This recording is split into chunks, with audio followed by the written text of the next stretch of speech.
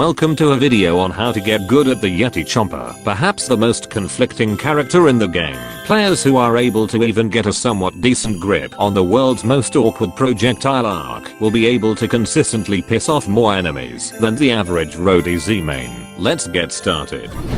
The Yeti Chomper is a variant of the Chomper class, whose primary weapon is actually a one-of-a-kind within his class, as whilst every other variant either attacks by biting or with a short-range spray. The Yeti Chomper uses snowballs to attack his enemies. The weapon fires at 90 rounds per minute and does not have any form of limit at all, allowing you to spam fire these snowballs all day. Each shot fired can deal 35 damage for a direct hit and up to 10 for the splash, in a very generous radius. However, the weapon has very harsh drop-off and has the shortest damage drop-off range in the game, with it dropping down to only 15 for a direct hit. Because of its harsh damage drop-off range, you'll have to get right in the enemy's face in order to deal anything more than 15.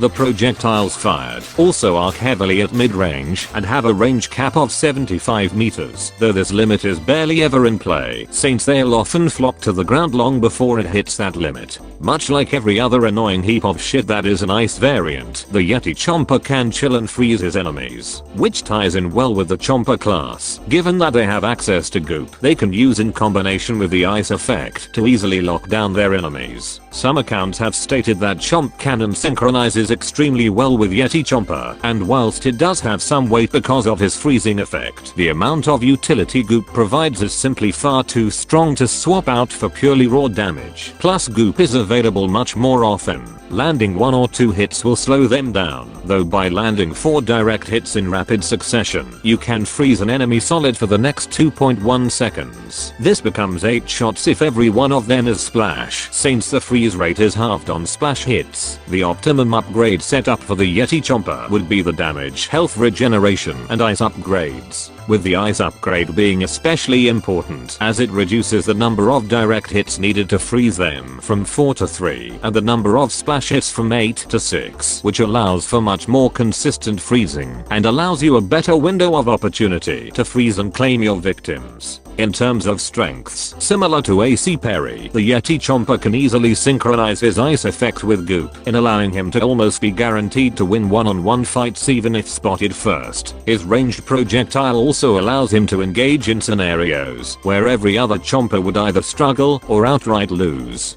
However, the Yeti Chomper's rather harsh projectile arc does mean that at mid to long range, you'll have to look at angles where you cannot see your environment, potentially leaving you vulnerable to getting flanked. Yet his damage output is also rather low, since his damage drop-off range is extremely harsh, so most of the time, you'll be relying on your splash damage, which is rather minimal at best.